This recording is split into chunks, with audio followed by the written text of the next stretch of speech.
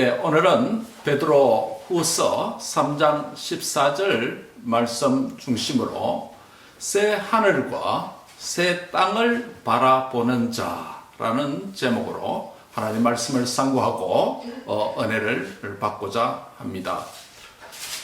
오늘 14절 말씀을 다시 한번 보시면, 그러므로 사랑하는 자들아 너희가 이것을 바라보나니, 이것들을 바라본다, 기다린다, 이런 의미입니다.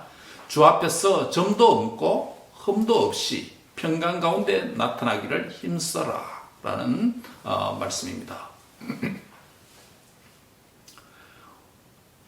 이 한 구절 안에 굉장한 중요한 말씀의 내용들이 포함되어져 있습니다.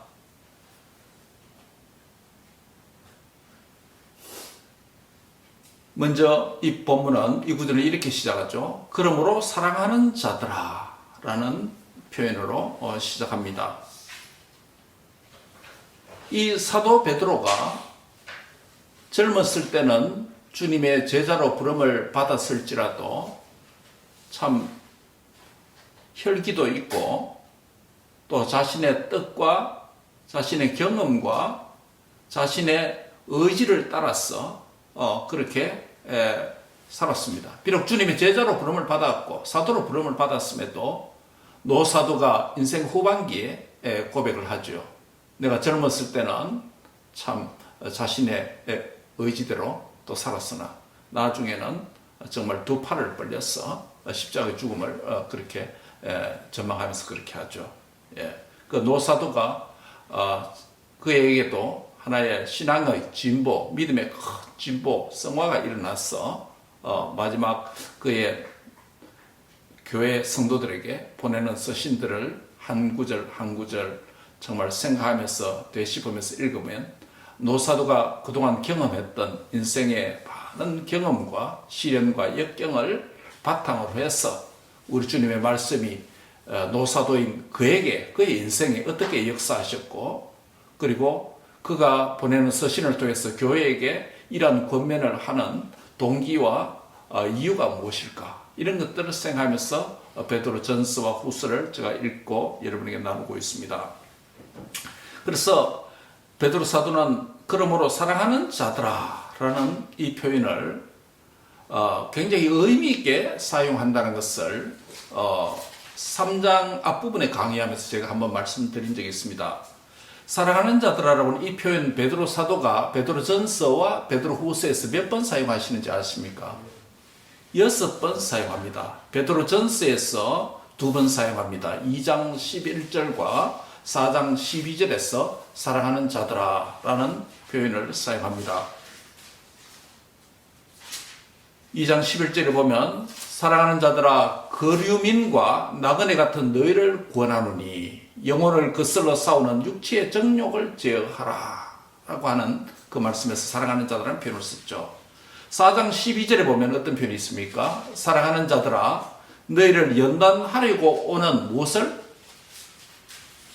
불시험을 이상한 일 당하는 것 같이 이상히 여기지 말라 라는 말씀 안에서 사랑하는 자들의 표현을 썼습니다. 이 사랑하는 자들이라는 표현을 쓸 때마다 이 노사도가 성도를 향하여서 정말 마음을 닮아서 중심으로 자신의 경험을, 실수를 바탕으로 해서 너희는 나의 실수대로 그렇게 살면 안 된다, 큰 지혜와 교훈으로 권면하는 장면이 있습니다. 또 베드로 후서에는 사랑하는 자들의 표현이 4번 사용됩니다. 3장 1절에 사용하죠. 사랑하는 자들아 내가 이제 이 둘째 편지를 써노니, 베드로 전서를 쓰고 둘째 편지 베드로 후서를 쓰면서 이 두 편지로 너의 진실한 마음을 일깨우기를 원한다. 그의 가슴을 담아서 진실한 마음을, 말씀에 대한 진실한 마음이 일깨워지기를 내가 생각나도록 한다, 원한다, 그렇게 표현했죠. 3장 8절에도 보면 사랑하는 자들아 주께는 하루가 몇 년 같고 1000년 같고 1000년이 하루 같다는 이 한 가지를 마지 말라, 잊지 말아라, 잊으면 안 된다, 애절한 마음으로 그렇게 표현합니다. 이런 표현을 보면 사랑하는 자들아가 그냥 단순히 호칭이 아니에요. 베드로 사도에게는요. 편지를 쓰면서 교인들을 부르는 단순한 호칭이 아니라 호칭 그 이상의 것을 담아서 표현합니다. 오늘 3장 14절에도 보면 뭐라고 말합니까? 그러므로 사랑하는 자들아 너희가 이것을 바라보나니 주 앞에서 점도 없고 흠도 없이 평강 가운데 나타나기를 바라. 힘써야 될 일이 있다. 정말 애절한 마음으로 부릅니다. 마지막 3장 17절에 보면 그러므로 사랑하는 자는 너희가 이것을 미리 알았은저 무법한 자들의 미혹에 이끌려 너희가 구선돼서 떨어질까 삼가라. 마지막 때 거짓 교사들과 거짓 교훈들이 많이 일어날 텐데 너희가 이 무법한 법 없는 자들의 미혹에 거짓 교훈이 미혹되어서 떨어지면 안 된다. 구선돼서 이 믿음의 견고한 말씀 위에 굳게 서는 이 신앙에서 뭐 하면 안 된다? 떨어지면 안 된다. 떨어지면 뭐예요? 낭떨어지라는 말이에요. 얼마나 이게 절박하게 간절하게 호소한 것입니까? 그리 할 때 사용된 표현이 뭐라고요? 사랑하는 자들아. 그래서 베드로 사도가 베드로전서에서 2회, 베드로 후서에서 4회 사용한 6회 사용한 이 사랑하는 자들아 표현은 베드로 사도의 내면적 동기를, 내면적 교우를 향한 사랑을, 또 자신의 과거 인생 젊었을 때의 실수한 경험들을 후회하면서 애절한 마음으로 성도를 권면한다는 것입니다. 그래서 이 사랑하는 자들 표현은 단순한 호칭 이상의 것을 담아서 지금 표현하고 있다. 자신의 과거 경험을 기초로 하면서 그리스도 안에 있는 예수님을 믿는 모든 성도에게 확대 적용 개념으로 그렇게 사용합니다. 무슨 말입니까? 이 사랑하는 자들아라는 표현을 베드로 후서 1장 16절에서 18절의 말씀에 보면 이런 말이 있습니다. 베드로의 과거 경험을 언급합니다. 어떤 경험입니까? 우리는 그의 크신 위엄을 뭐한 자다? 친히 본 자다. 베드로전서 1장 16절에 보면 그렇게 말합니다. 1장 16절이죠. 네. 전서입니까? 후서입니까?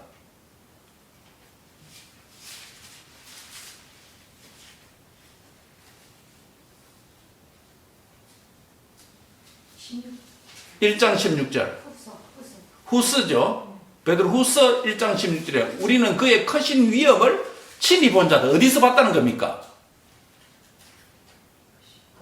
1장 18절에 보면 이 소리는 우리가 그와 함께 어디에 있을 때? 거룩한 산에. 보면 안 봅니까? 거룩한 산에 있을 때 하늘로부터 들은 소리다. 어떤 장면이죠? 변화산 사건을 지금 가리키는 것이죠. 그때 하늘로부터 들은 음성이 무엇입니까? 그게 17절에 나오죠? 뭐라고 해놨습니까? 지극히 큰 영광 중에 이러한 소리가 그에게 나기를 이는 내 사랑하는 아들이요 내 기뻐하는 자라. 이것은 누구를 가리킵니까? 예수님이죠. 변화산상에서 베드로와 요한, 야고보 세 제자를 데리고 변화산상에 갔는데 예수님이 갑자기 빛나는 모습으로 변화되셨습니다. 그 산에서. 그래서 우리가 변화산이다라고 부르죠. 그런데 변화되셔서 누구를 만납니까? 율법의 대표인 모세, 선지자의 대표인 엘리야를 만나서 대화를 하십니다. 천국의 장면 아닙니까? 앞서간 모세도 나타났고 엘리야도 나타났고 예수님이 제자들 앞에서 예수님도 변형되어서 이 세 분이 대화하는 장면 보니까 너무 황홀한 것입니다. 그 베드로가 뭐라 말합니까?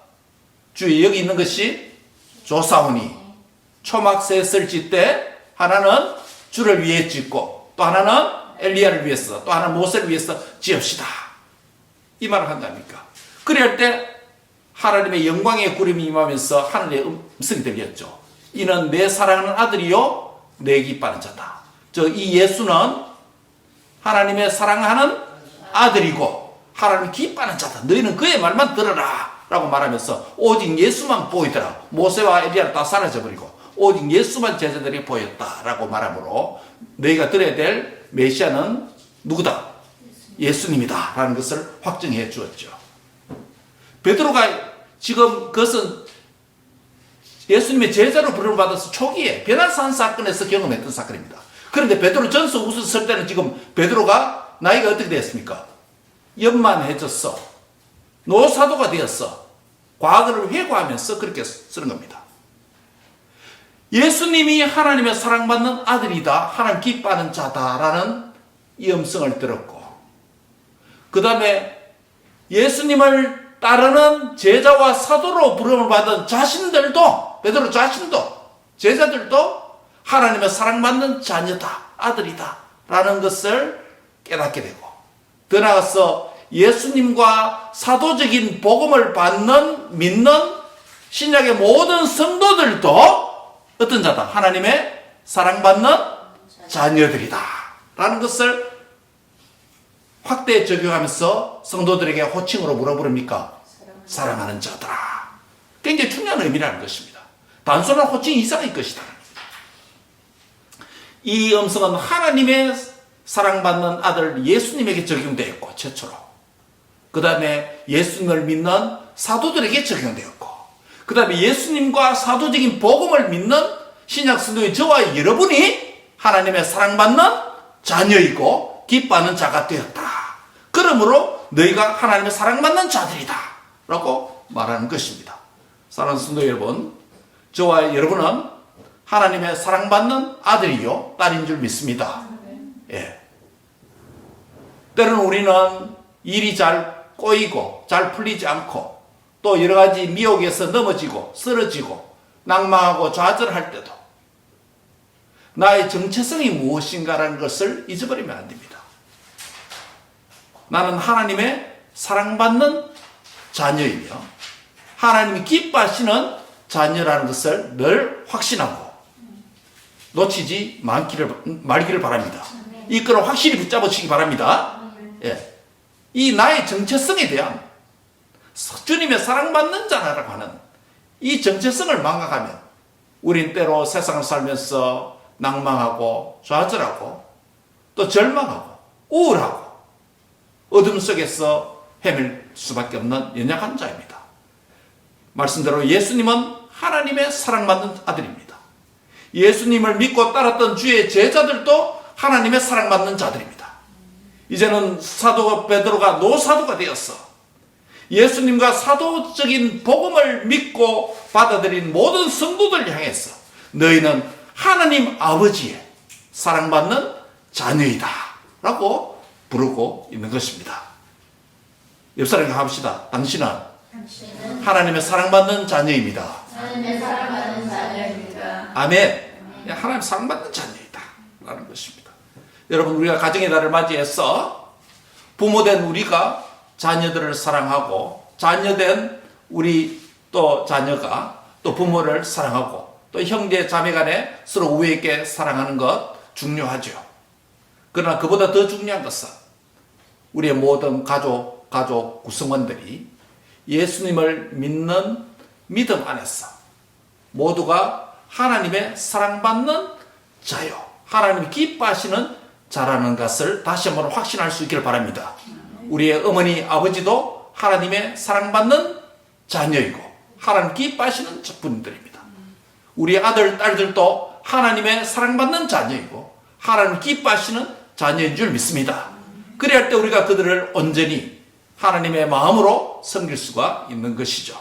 이런 마음으로 우리의 가족들을 대하는 복된 가정의 달이 되기를 바랍니다. 그래서 예수님을 믿는 우리 각자는 하나님의 사랑받는 자녀임을 어떤 순간에도 잊지 말고 하나님이 기뻐하는 자녀가 되었다는 것을 잊지 말고 하나님의 사랑받는 자녀답게, 아들답게, 딸답게 그렇게 사는 자가 되기를 바랍니다. 세상에서 나 혼자 버려둔 것 같은 인생의 외로움과 적막함과 또 고아와 같은 그런 상황 속에 있더라도 하나님 우리를 결코 버리지 아니하시고 잊지 아니하시는, 고아와 같이 내버려 두지 아니하시는 참 좋으신 하나님이 저와 여러분의 아버지 하나님인 것을 확실히 믿고 인생의 하루하루를 사는 그런 은혜가 있기를 바랍니다. 여러분은 그리스도 안에서 우리 모두는 하나님의 사랑받는 아들이요 딸인 줄 믿습니다. 하나님이 기뻐하시는 자녀인 줄 믿습니다. 그런 은혜로 확신을 갖고 살아가는 은혜가 있기를 바랍니다. 그 다음 두 번째 이어지는 내용이 뭐라고 말합니까? 너희가 이것을 바라보나니라고 말합니다. 이것이 무엇입니까? 그 앞에 13절 같이 한번 읽습니다. 13절 읽습니다. 시작. 우리는 그의 약속대로 우리가 있는 곳인 새하늘과 새 땅을 바라본다. 무엇을 바라본다고요? 예, 새 하늘과 새 땅. 그게 뭡니까? 천국입니다. 새 하늘과 새 땅. New heavens and new earth. 새 하늘과 새 땅을 바라본다라고 말했습니다. 근데 14절에 오면 너희가 무엇을 바라본다고요? 이것을 바라본다. 우리 한글 성경은 이것 단수로 되어 있지만은 헬라 성경은 이것들이라고 되어 있습니다. 무엇을 가리킵니까? 예, 바로 13절에 있는 이것들, 새 하늘과 새 땅을 가리킵니다. 즉 천국을 가리킨다. 너희가 이것들, 새 하늘과 새 땅을 바라본다는 말은 기다린다는 의미입니다. 사도 베드로의 사도의 확신이 여기 있습니다. 성도를 위한 천국에 대한 사도의 확신과 지식이 여기 있습니다. 예수님을 구주로 믿는 성도들은 이 땅에 살아가고 있습니다. 육체를 가졌기 때문에 인생의 여러 가지 시련과 역경과 질병과 고난도 겪지만은 믿음을 가지고 주신 말씀과 성령의 도움으로 교회를 통해서 믿음 생활을 하면서 천국을 향해서 한 걸음 한 걸음 나아가는 그런 삶을 살고 있습니다. 그런데 우리가 때로는 이 사실을 망각하고 잊어버리고 살 때가 많습니다. 안 그렇겠습니까? 우리가 땅에 열심히 살다 보면, 땅만 바라보고 살다 보면 하늘이 있는 것도 잊어버리고 살아갑니다. 육체적도 그렇죠. 우리가 일상적 삶을 살다가 어느 날 대양이 있는 바다를 향해서 큰 뷰를 보고, 야, 뚫린 바다, 푸른 창공이 있는 하늘, 한 번씩 바라보면 마음이 뻥 뚫리는 그런 기분이 아니겠습니까? 영적으로도 마찬가지입니다. 땅의 일들에 몰두하고 땅의 여러 가지 역할들에 성실히 살다 보면 하늘에 대한 소망이 약화될 수도 있습니다. 때로는 여러 가지 인생의 시련과 역경을 당하고 또 어려움을 당하다 보면, 그것에 집착하다 보면 하늘에 대한 소망이 약화될 때도 있습니다. 근데 사도는 사도적인 권위와 지식과 확신을 가지면서 성도들이 확신을 좀 갖기를, 제대로 알기를 원하는 심령으로 한 가지 소망하는 것이 있습니다. 무엇입니까? 너희가 이것들을 뭐한다? 바라본다. 이것들이 뭐라 그랬죠? 새 하늘과 새 땅을 바라보면서 기다리면서 사는 자들이 누구다? 바로 너희들이다. 사랑하는 자, 베드로가 사랑하는 자들이다 라고 부르는 그들이라는 것입니다. 이것을 좀 일깨우기를, 강조하기를 원한다는 것이에요, 사도 베드로가. 그래서 예수님을 믿는다고 하는 것은 땅만 바라보고 사는 것이 아니라 정말 새 하늘과 새 땅을 기다리면서 내가 그곳에서 살 것을 소망하면서 그렇게 살아야 될 자들이 누구다? 우리 성도들이, 사랑하는 자들이라는 것이에요. 사랑하는 성도 여러분, 저와 여러분이 이 땅에 한평생 삽니다. 인생의 길이는 다를지라도 각각 다른 역할과 다른 공간 안에서 하나님께서 우리에게 주신 자업과 역할과 기능 안에서 각자 살아갑니다. 잊지 말아야 될 사도 베드로가 사도로서, 영감을 받은 사도로서 그가 깨닫고 그가 가졌던 지식과 교회를 향한 큰 확신으로 살아가는 성도들을 향해서 권면하고자 하는 사실이 뭐라고요? 너희가 이것들을 바라보는 자들이다. 즉 새 하늘과 새 땅을 바라보면서 살아야 될 자들이다. 성도는 마땅히 새 하늘과 새 땅을 쳐다보면서 기대하면서 사모하면서 그렇게 사는 자들이다 라고 성도의 미래적인 정체성을 정의하고 있습니다. 성도의 미래적 구원에 대한 사도의 지식, 사도의 확신을 보여줍니다. 이건 우리의 느낌과 상관이 없습니다. 우리의 확신과 상관이 없습니다. 첫째는 사도가 주님의 음성을 듣고 주님의 영감을 받았어. 사도가 하나님의 심령으로 확신을 가지면서 우리에 대한 지식을 소개하는 겁니다. 성도된 너희들은, 사랑하는 너희들은 어떤 자다? 새하늘과 새 땅을 바라보는 자들이다. 이렇게 정의를 내려줍니다. 이 말은 무슨 말입니까? 이 땅에 살아가면서 우리는 새하늘과 새 땅을 바라보는 생각과 의식과 삶을 뭐 할 수 있다? 망각하고 약화되고 잊어버리면서 살 가능성이 많다. 그런데 성도라는 것은 너희들은 새하늘과 새 땅을 바라보면서 살아가는 그런 자들이다. 이런 부분을 강조하고 있습니다. 그래서 사도의 이 미래적인 성도가 가져야 되는 미래적 구원에 대한 사도가 가지는 이 확신을 우리 성도 자신들이 우리의 확신이 되어야 된다. 베드로후서 3장 13절을 한번 보겠습니다. 13절 같이 한번 읽겠습니다. 시작. 우리는 그의 약속대로 의가 있는 곳인 새 하늘과 새 땅을 바라보도다. 주어가 누구예요? 우리예요. 무슨 말입니까? 사도가 베드로후서 3장 10절에 보면 주의 날이 뭐와 같이 온다? 도둑같이 온다라는 말을 했죠. 사도 베드로는 주님으로부터 듣고 깨달은 바를 확신을 가지고 말합니다. 주의 날이 도둑같이 온다는 건 재림이 있다. 천국에 대한 확신을 가지고 있습니다. 이 사도가 가지는 확신이에요. 그 다음에 베드로서 3장 10절에 13절의 주어는 누굽니까? 우리예요. 사도를 보면 우리 모두가, 성도 모두가 주님의 약속대로 의가 있는 곳인 무엇을 바라보는 자다? 새하늘과 새 땅을 바라보는 자는 거예요.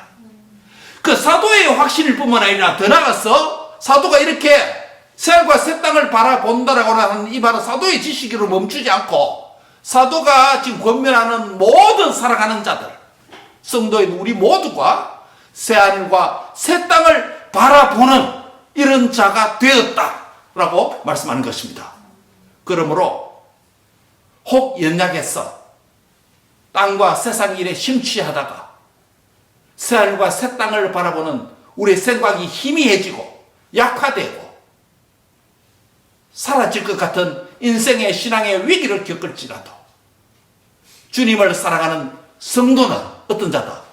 새하늘과 새 땅을 바라보면서 기다리면서 살아야 할 자다. 이 사실을 깊이 깨닫는 은혜가 있기를 바랍니다. 그래서 종말에 대한 사도의 확신이 성도인 저와 여러분의 확신과 태도가 되기를 축원합니다. 그 다음에 이어지는 단락이 뭡니까? 뭐라고 표현합니까? 그 다음 표현이. 예. 우리 지금 살아가는 자들이라는 표현을 상고했고, 그 다음에 이것들을 새하늘과 새 땅을 바라본다. 사도의 확신과 지식일 뿐만 아니라 우리의 태도가 되어야 된다라고 말씀드렸습니다. 이제 세 번째 이어지는 것은 주 앞에서 점도 없고 흠도 없이 평강 가운데 나타나기를 힘써라라고 하는 부분인데 여기도 세부적으로 나눠보면 몇 가지로 있습니다. 여기 보면 누구 앞에서? 주 앞에서라는 판 뭐냐 하면 원문에는 이렇게 되어 있습니다. 주 앞에 안 되어 있고 그에게 to him 또는 for him 그를 위해서 그를 향해서 그가 누굴까요? 예수님을 가리킵니다. 그럼 이렇게 됩니다. 주 앞에서 그를 향하여서 그를 위하여 너희가 점도 없고 흠도 없고 평강 가운데 나타나기를 힘쓰라 라는 이런 의미입니다. 그러면 그에게라는 말이 무슨 말입니까? 무슨 의미할까요? 이것은 점도 없고 흠도 없이 평강 가운데 나타나기를 힘써라는 거 하는 그 힘써야 될 표준, 기준을 보여주는 겁니다. 단순히 세상적인 기준이 아니라 누구의 눈에 맞게? 주님 눈에 맞게. 주님 앞에서, 주님에게, 주님을 향하여서, 주님을 위하여서 그에게라는 하나의 표준을 보여줍니다. 즉 예수님이 우리가 힘써야 될 뭐다?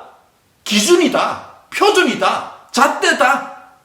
그에게 맞춰야 된다. 그를 위하여서 그에게 for him, to him. 헬라 문법은 대기형이라고 하는데 영어로 말하면 for him, to him이에요. 우리가 힘써야 될 이유가 있다면 누구를 위해서? 주를 위해서. 그를 위해서. 힘써야 된다면 어느 수준까지 힘쓰라? 그에게, to him. 그에게까지 힘쓰라. 주님이 어떤 분이기 때문에 우리의 표준이 됩니까? 점도 없고 흠도 없으신 예수님이다. 여러분 점도 없고 흠도 없다라는 이 표현이 구약 신약성에서 최초로 나타나는 표현이 어디 있는지 아십니까? 이스라엘이 애굽에서 400년 종노릇 하고 애굽에서 나올 때 하나님께서 무엇을 잡아라? 어린 양을 잡아라. 양과 염소를 잡아라. 그러면서 그 양을 선택할 때 기준이 있습니다. 어떤 짐승을 잡아라? 점도 없고 흠도 없는 짐승을 잡았어. 그것을 죽였어. 피를 어디에 발라라? 문설주와 인방 이렇게 발라라. 그리하면 죽음의 사자가 그 피를 보고 뭐 한다? 그 유월, 담을 뛰어넘는 게 유월이라는 패스오버 아닙니까? 그게 구원의 표시가 되었습니다.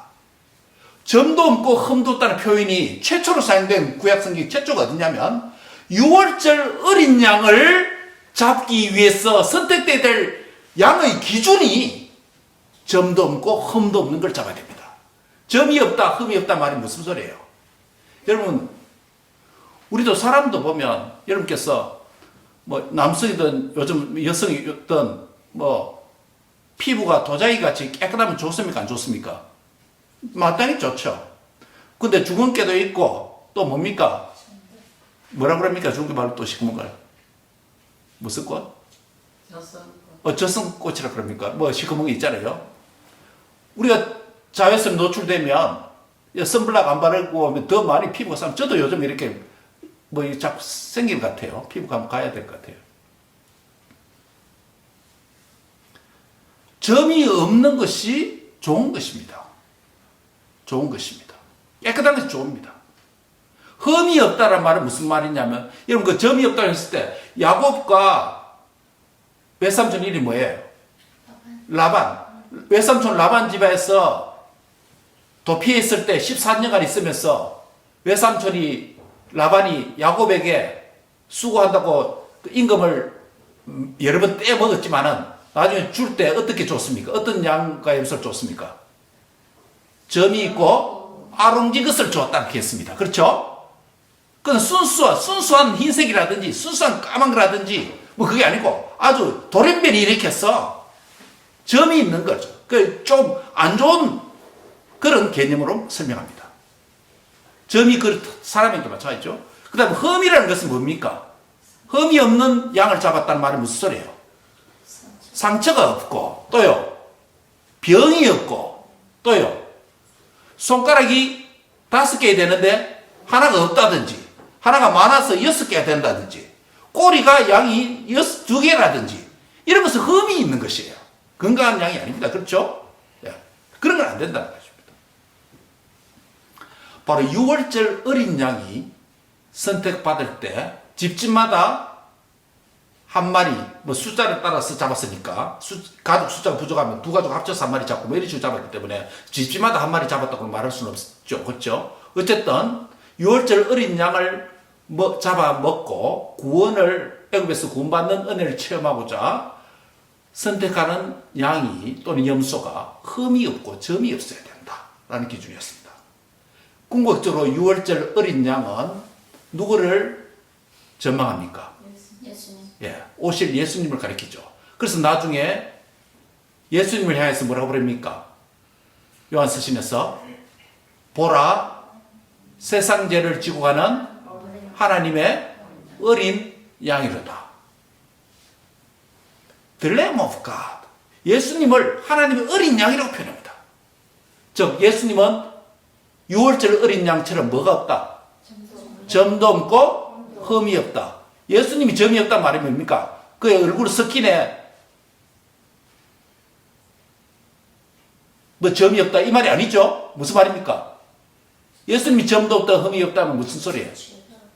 죄가 없는 의로우신 거룩한 분이다라는 것이죠.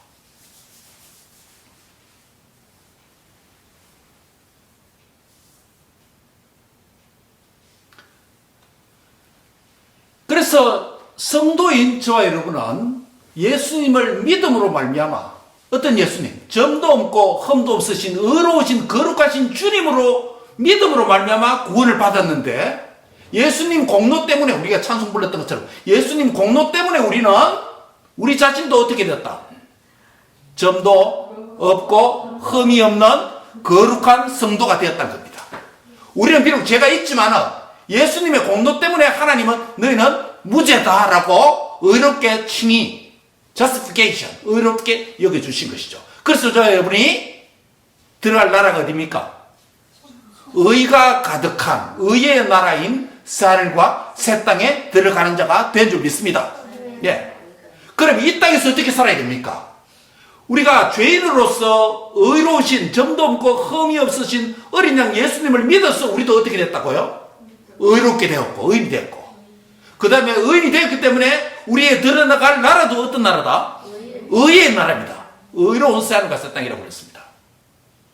그러면 이 의로운 성도가 의로운 새 하늘과 새 땅에 들어가기 전에 어디서 삽니까? 지금 여기서 살 때 어떻게 살아야 된다고요? 점도 없고 흠도 없는 삶을 살아라. 이야, 목사님 성경의 요구가 너무 과도한 건 아닙니까? 우리의 수준이 정말 그렇습니까? 점도 없고 흠도 없이 살 수 있습니까? 묻습니다. 사랑하는 성도 여러분, 예수님의 점도 없고 흠도 없으신 어린 양 예수님을 믿음으로 말미암아 의인된 성도 여러분, 앞으로 미래에 점도 없고 흠도 없는 의의 나라 새하늘과 새 땅에 들어갈 성도 여러분, 남은 육체의 기간을 이 땅에서 살아가는데 점도 없고 흠도 없는 그런 삶을 살 수 있습니까, 여러분이? 질문입니다. 살 수 있습니까, 없습니까?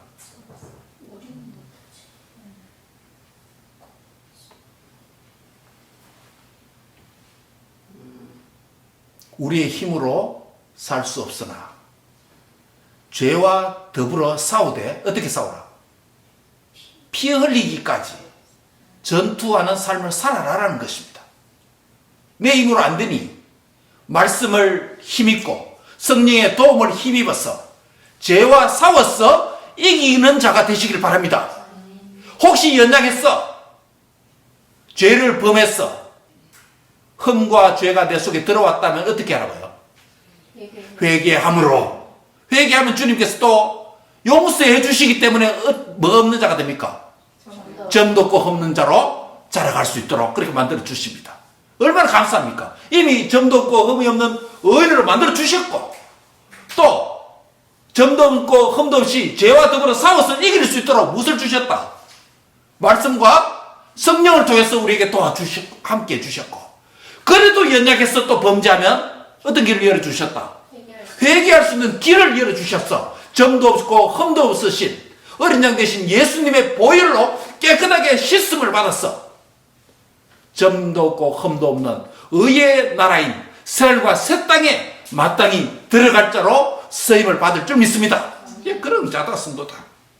그게 뭐냐면 주님이 우리에게 보여주신 기준이에요.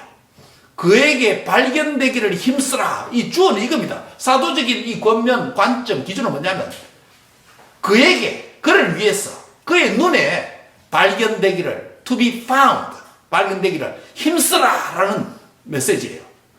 힘써야 될 두 부분이 있습니다. 하나 뭐라고요? 점도 없고 흠도 없이 나타나기를, 주님의 눈에 점도 없고 흠이 없기를 발견되라. 이 말은 무슨 말이죠? 첫째는 무엇을 믿어야 된다? 점도 없고 흠도 없으신 예수님을 믿어야 의인이 된다. 두 번째는 죄와 더불어서 싸워 이겨야 된다. 무엇으로? 내 힘이 아닌 말씀과 성령의 힘으로 싸워 이겨야 된다. 그래도 이 현장에서 범죄하면 성령께서 나에게 지적해 주시는 죄를 깨닫고 회개하면 주께서 우리를 말같이 씻어 주심으로 아멘. 동이 쇠에서 먹은 것 같이 우리의 죄를 옮겨 주시고 말같게 흰물과 양털 같이 깨끗하게 씻어 주심으로 사죄의 확신과 은혜를 입어서 점과 흠이 없는 성도로 계속 자라갈 줄 믿습니다. 예, 그게 메시지예요. 두 번째 고민이 뭡니까? 사도의 두 번째 고민이 이어집니다. 평강 가운데 나타나기를 힘쓰라. 첫 번째는 어디에 힘쓰라고요? 점도 없고 흠도 없이 나타나기를 힘쓰라. 이 나타나기를 힘쓰라는 것은 뒷부분에 한 번만 사용되어 있지만은 두 번 다 사용되는 표현입니다. 점도 없고 흠도 없이 주님에게 나타나기를 힘쓰라. 이거 하나고 또 하나 뭐라고요? 평강 가운데 주님에게 나타나기를 뭐라? 힘쓰라. 이런 의미예요. 힘쓰라는 것이 양쪽에 다 적용됩니다. 예, 나타나기를 힘쓰라는 것이 양쪽에 다 적용됩니다. 첫 번째 고민 뭐라고요? 점도 없고 흠도 없이 나타나기를 힘쓰라. 두 번째는요? 평강 가운데 나타나기를 힘쓰라 라는 메시지예요. 무슨 말입니까?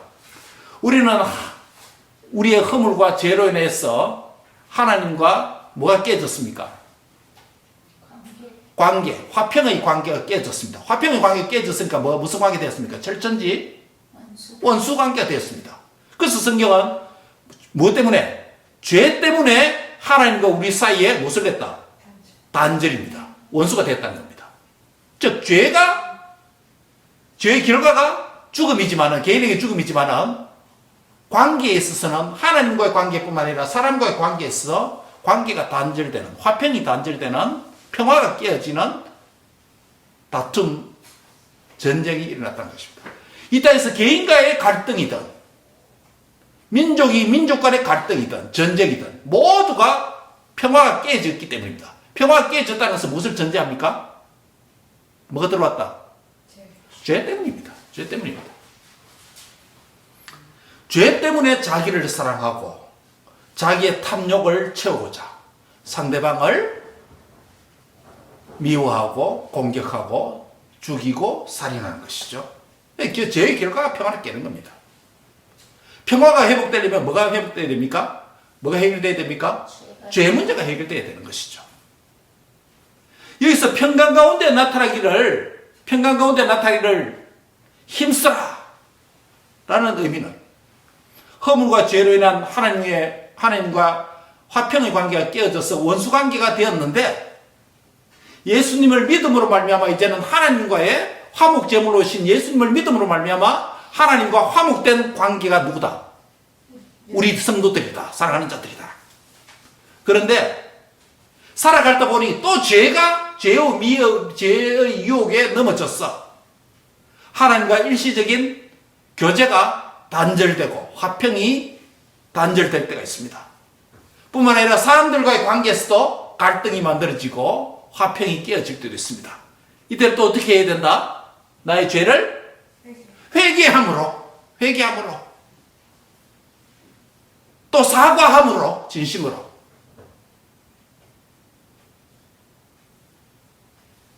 관계를 회복할 때 그 평강 가운데 주님의 눈에 맞춰서 기준이 주님입니다. 주님이 원하시는 분량 안에서 회개하고 사과하고 그 교제와 관계를 회복해서 평강 가운데 나타나기를 뭐라? 힘써라. 따라합니다. 평강 가운데 나타나기를 힘써라. 힘써야 됩니다. 말씀을 요약합니다. 맺습니다. 오늘 본문은 새하늘과 새 땅을 바라보는 자 어떻게 살아야 될 것인지 우리에게 말씀합니다. 새하늘과 새 땅을 바라보는 자들은 무엇보다도 우리 자신이 어떤 존재이다? 하나님의 사랑받는 존재이다. 노사도가 부모와 같은 심정으로 어린 자녀들을 사랑하듯이 사랑을 담아서 권면하고 있습니다. 사랑하는 자들아. 그러면서 노사도는 성도를 향한 사도적인 놀라운 지식과 확신 가운데 하나를 일깨웁니다. 뭐라고 일깨웁니까? 너희가 무엇을 바라본다? 예, 새하늘과 새 땅을 바라보면서 사는 자가 되었다. 새하늘과 새 땅을 바라보면서 살아야 된다. 새하늘과 새 땅을 바라보는 자는 두 가지 힘써야 된다. 하나는 뭐라고요? 점도 없고 흠도 없는 삶을 살기에 힘써야 된다. 누가 기준이다? 그에게까지, 그를 향하여. 두 번째로 새하늘과 새 땅을 바라보는 자는 어떻게 살아야 된다? 평강 가운데 나타나기를 힘써야 된다. 평강 가운데. 이 평강의 기준이 누구다? 그에게, 그를 위해서.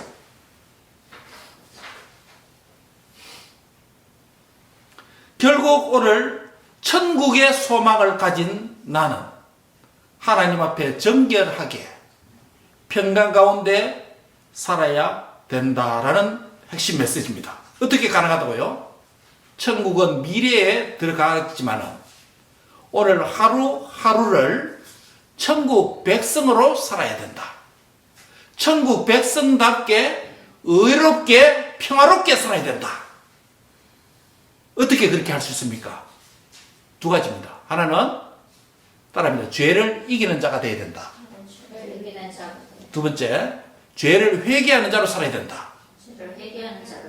이 문제가 해결되지 있지 않으면 점도 없고 흠도 없는 삶을 살 수 없고 평강 가운데 살 수 없습니다.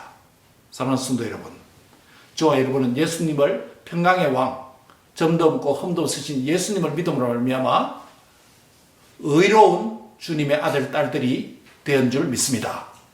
이제 이후로 우리의 삶은 땅에 있을지라도 새하늘과 새 땅을 바라보면서 사는 자가 되었습니다. 새하늘과 새 땅을 바라보는 자는 어떻게 살아야 됩니까? 점도 없고 흠도 없는 정결한 의로운 삶을 살아야 된다. 두 번째는요, 하나님과 사람과 화평의 관계를 유지하는 삶을 살아야 된다.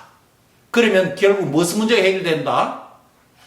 점과 흠의 문제도 하나님 화평의 문제도 궁극적인 문제는 뭐가 해결될 때 가능합니까? 예, 죄의 문제입니다. 죄를 다뤄야 된다는 겁니다. 어떤 방식으로? 첫째는 죄와 더불어 싸워서 이기는 자가 된다. 그럼 혹 우리가 연약해서 죄를 범하였을지라도 어떻게? 죄를 회개하는 자로 살아야 된다.